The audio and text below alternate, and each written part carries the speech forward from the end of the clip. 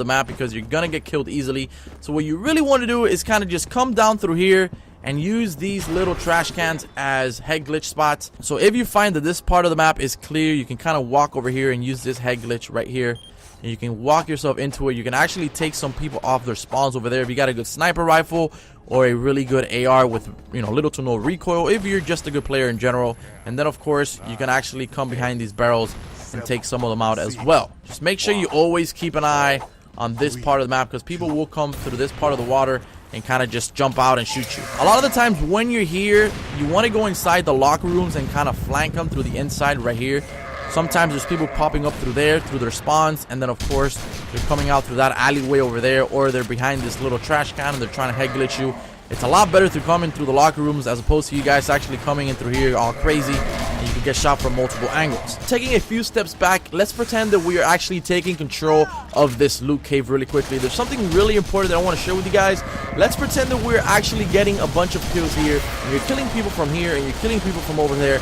You want to make sure, like I said earlier, that you come back here and make sure that there is nobody coming towards you, because a lot of the times you're going to have people coming from over there and of course from this Atlantis Riptide, which is also known as this cave. If you got people coming from over here, if they're spawning all the way over there by the flag over there, if you're playing domination, or if you're playing regular TDM, the whole team is spawning over there, like I said earlier, you're gonna find a lot of people head glitching these little rocks here. You want to make sure you're doing the same thing. This is probably one of the best parts to get kills in this map. Honestly, if you hide here with a really good assault rifle or a pretty good sniper SMG, depending on your weapon of choice, you could rack up a lot of kills. Now, if you do notice that there's a lot of people coming, you could probably throw a stun grenade, put a C4, something along those lines, and you can obviously take them all out at once, because I've done it plenty of times. Just make sure that you keep on going back and forth periodically between the loot cave and this cave right here. Now, one of the last spots that I want to show you guys, and it's actually one of my favorites, is if you find yourself spawning over here for some particular reason, you just made it over here, you're gonna go under the Kraken's Revenge and you're gonna want to head glitch the life out of these barrels right here.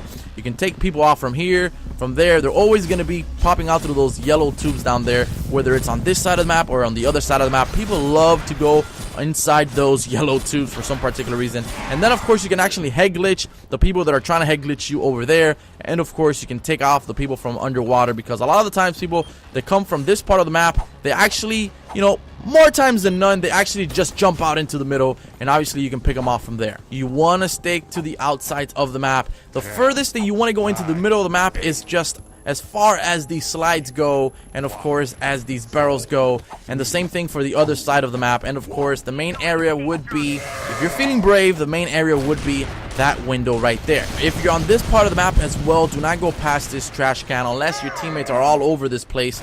You can actually use them and go under this water and go all the way to the other side of the map and find your way inside that middle cave, as that is probably the best part of the map to get kills. But if not, do not go past this trash can. You can simply retreat, go back, go around this side of the map, or just go all the way around and find your way inside the loot cave, and you should be good to go. Alright, so now I'm going to give you guys some of the best weapons that I like to use when playing in Splash. I'm going to try and keep this part of the video short and simple. I'm going to give you guys the weapons, and then of course I'm going to provide you guys with the best class setups that I like to use for these particular weapons. Now, if you guys didn't know this, the KN-44 is an absolute monster. It is definitely one of my favorite weapons in the game. It received a buff a few weeks ago, and it's actually a really good gun. The damage is great, and the recoil is pretty manageable depending on what attachments you have on. So, moving into the attachments for this class, as you guys can see on screen, we have a grip, long barrel, and extended mags. Grip to reduce the recoil, long barrel to increase the range, where you're gonna need sometimes, and extended mags to increase the ammo capacity per magazine, which is basically gonna allow you to get more kills when you get into those sticky situations. Because in this map,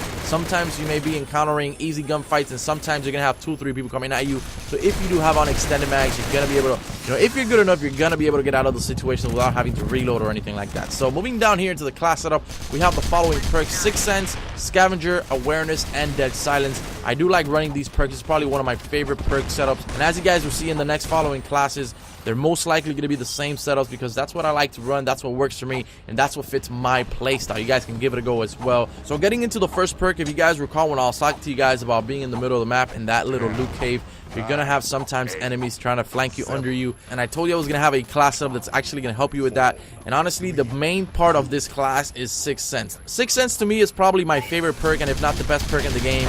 It actually helps you a lot, especially in a map like this where people are trying to flank you from underwater. It displays a minimap indicator with a direction of nearby enemies. Now, in order to obviously make this perk effective, you gotta constantly be looking at your minimap and keeping your ears open.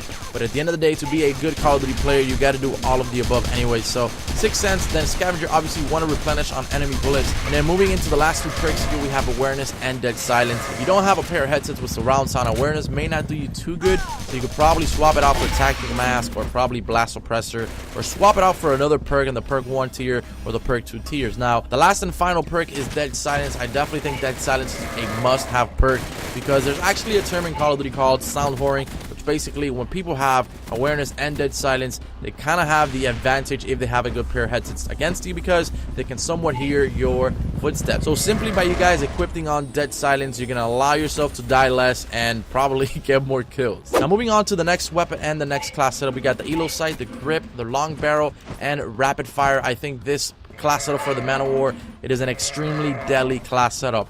Following down into this class, we got a Concussion for the Tactical, we got perk 1 Sixth Sense again, Scavenger again, and of course Dead Silence. And finally, the last weapon and class setup we have here is the Kuda SMG. The Kuda is probably the best SMG in the game right now at the current time of me recording this video, and of course it's probably one of the only weapons in the game that actually performs really good with a suppressor. For some reason it feels really good. So the following attachments that we have here are Extended Mags and Quick Draw. If you guys cannot handle the recoil of the Kuda, you can probably go ahead and put on Foregrip, swap it out for Quick Draw or Extended Mags. It's definitely up to you guys. So moving down into the rest of this class setup, we got the following perks. We got Sixth Sense, Fast Hands, and of course Scavenger. I put on Fast Hands in this class setup for the perks because I really wanted a fast SMG class setup. Then for the perk 3s, we got the same as the first